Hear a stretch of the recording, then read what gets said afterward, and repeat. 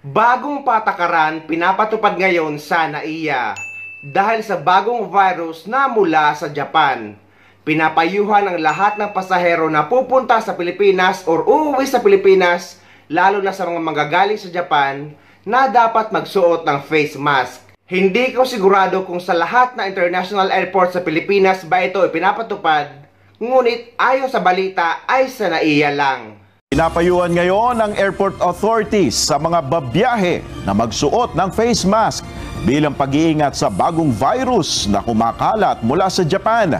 Ayon kay Manila International Airport Authority spokesperson Chris Bendijo, naglagay na sila ng mga paalala sa mga pasahero na mag-face mask, mag-sanitize at takpan ang bibig at ilong kapag uubo o babahing. Nakipag-ugnay na rin anya ang MIAA sa Department of Health sa pamamagitan ng Bureau of Quarantine para sa monitoring ng mga papasok na pasahero. Sa ngayon, may naitala ng 977 cases ng Streptococcal Toxic Shock Syndrome o STSS sa Japan. Ilan sa mga sintomas nito ay lagnat, panginginig, pananakit ng kasukasuan, pagkahilo at pagsusuka. Kumusta naman ang mga kababayan natin na nasa Japan ngayon? Ano ang sitwasyon nyo dyan at ano ang masasabi nyo sa balita ngayon sa Pilipinas? Ngunit bukod naman sa pagpapasuot ng face mask ay wala namang ibang travel restriction na inaanunsyo ang ating gobyerno. May kaso na rin ang nakamamatay na sakit na STSS sa Pilipinas na tumama sa halos 1,000 sa Japan.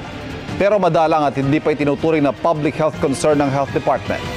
Ang mga tao madaling kapitan niyan at kung paano makakaiwas, alamin sa pagtutok ni Rafi Tima. Nababahala na raw ang ilang health expert at authority sa Japan sa tinugurian nilang outbreak ng Streptococcal Toxic Shock Syndrome o STSS doon. Mula Enero hanggang Hunyo, halos 1,000 kaso na ang naitala sa Japan na nagresulta sa pagkamatay ng 77 katao. Sa Tokyo lang daw mismo, triple ang kasong naitala kumpara noong nakaraang taon. Bagamat inaalam pa ang dahilan ng pagtaas sa bilang ng STSS cases, posibleng may kinalaman daw ito sa pag-relax ng restriction matapos ang COVID-19 pandemic. Pero paglilinaw ni infectious disease expert Dr. Rogin Solante, hindi bago ang bakterya na nagdudulot nito na siya rin nagiging dahilan ng pharyngitis o pamamaga ng lalamunan. Mas malala nga lang ang kasong dumami sa Japan. There is this form of a group A Streptococcus pyogenes na infection that involves the skin and soft tissue. Ibig sabihin sa balat, no? Mag-umpisa sa balat, and then it can cause a severe form of skin infection. Bagamat madalang, meron daw niyan sa Pilipinas na madalas tumatama sa mga taong may diabetes at iba pang comorbidities. Mataas daw ang porsyento ng mga namamatay dahil mabilis itong kumalat at madalas hindi agad pinapansin ang mga unang sintomas nito. Pag pumupunta yan sila sa hospital dahil nga sa bilis ng pagkalat ng infection na ito, usually mababa na yung blood pressure and nahirapan ng huminga. And that's why a lot of these patients talagang mahirap maisalba pag late na silang pupunta doon sa hospital. Nagsisimula raw ang sakit sa isang sugat. Pag napabayaan, nagkakaroon ito ng infection na siyang pumapasok sa dugo at nagiging dahilan ng STSS, lalo na sa mga mabababa ang immune system. Namumula, merong mga nanang lumalabas, tapos pwedeng magkalagnat ka na. At yung lagnat mo pabalik-balik tapos lumalaki yung sugat, may gamot yan.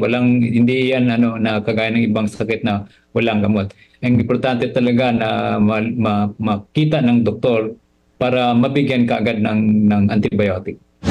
Ang DOH hindi raw nakikita ang STSS bilang isang public health concern sa ngayon. Mas dapat daw pagtuunan ng pansin ang mga wild o waterborne diseases, influenza, leptospirosis at dengue illnesses na mas malaki ang epekto sa buhay.